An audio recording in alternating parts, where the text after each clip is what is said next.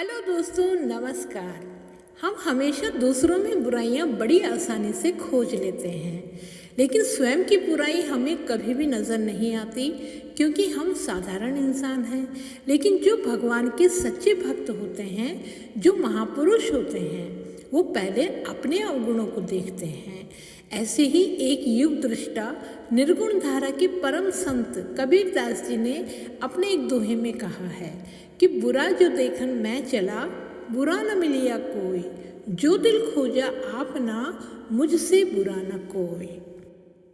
इसका अर्थ है कि जब मैं दुनिया में दूसरों के दोष ढूंढने निकला तो मुझे कोई नहीं मिला, लेकिन जब मैंने अपने दिल के भीतर झांका तो मुझे ऐसे लगा कि जैसे मुझसे बुरा इंसान और कोई नहीं है।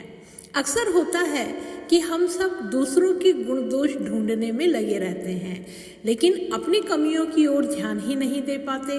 लेकिन जब हम ध्यान से देखते हैं तो हमें एहसास होता है कि हम में उनसे भी ज़्यादा दोष हैं। तो दोस्तों, आज की कहानी बुरा जो देखन मैं चला, बुरा न मिलिया कोई पर ही आधारित है।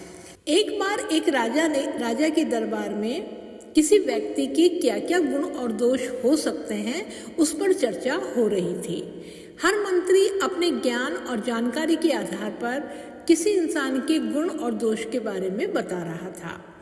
एक मंत्री ने राजा से कहा कि महाराज, मेरे मोहल्ले में एक व्यक्ति है, उसके बारे में कहा जाता है कि अगर सुबह उसका चेहरा देख लो तो पूरा दिन आपको भोजन नसीब नहीं होता। राजा को यह बात बहुत हास्यास्पद लगी। राजा कहने लगा, मैं इस बात को परखना चाहता हूँ। मंत्री चाहकर भी राजा को नहीं रोक पाए, क्योंकि बालहट और राजहट के आगे किसी की भी नहीं चलती। राजा ने मंत्री से उसका पता पूछकर सैनिकों को उसे लेने के लिए भेज दिया। सैनिक उस व्यक्ति को राजा के पास ले आए। राजा ने उस व्यक्ति को रात में अपने साथ शयन कक्ष में सुलाया ताकि सुबह उठकर वह सबसे पहले उसका चेहरा देख सके। अगले दिन सुबह उठते ही राजा ने उसी व्यक्ति का चेहरा देखा।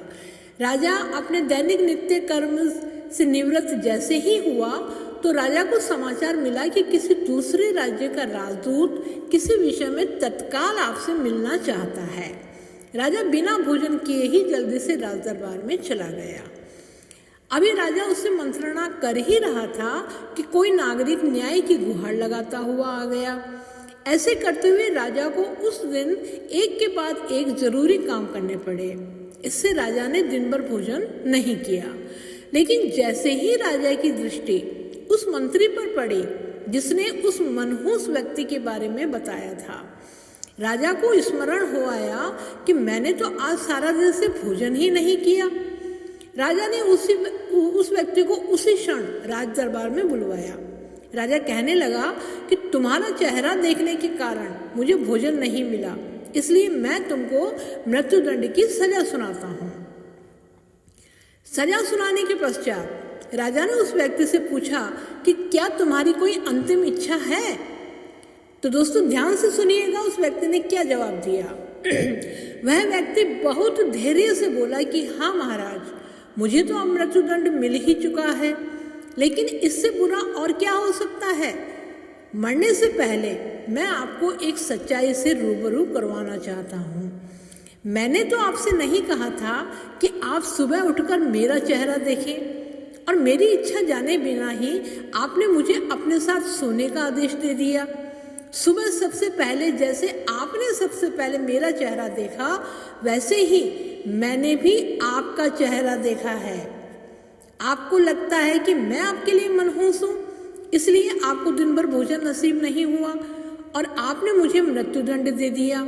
आपके हाथ में सत्ता है, इसलिए आप कोई भी आदेश दे सकते हैं।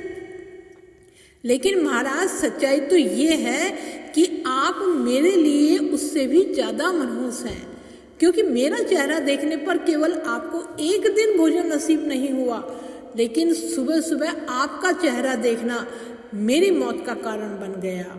अब आप ही फैसला कर लीजिए कि हम दोनों में से एक दूसरे से ज़्यादा बुरा चेहरा किसका है। हम दोनों में से कौन ज़्यादा मनहूस है। उस समय राजा को अपनी गलती का एहसास हुआ कि बुरा जो देखन मैं चला, बुरा न मिलिया कोई, जो मन खोजा आपना, मुझसे बुरा न कोई। राजा ने उस व्यक्ति की मौत की सज़ा माफ़ कर दी और उससे क्षमा मांगी। तो दोस्तों, इस कहानी से हमें शिक्षा मिलती है कि हम सदैव दूसरों के दोष ढूंढते रहते हैं, लेकिन अपने दोषों पर ध्यान नहीं देते। अगर हम स्वयं पर ध्यान देते हैं तो हमें अपनी गलतियों का एहसास होता ही है। तो दोस्तों, हमेशा दूसरों में कमियां ढूंढने की बजाय हमें अपने पर भी नज़र डाल लेनी चाहिए। कैसी लगी आज की कहानी कमेंट करके ज़रूर बताइएगा। तो जल्द मिलती हूँ अगली वीडियो में, तब तक व्यस्त रहिए, मस्त रहिए। हर हर महादेव। जय बागेश्वर बालाजी सरकार की।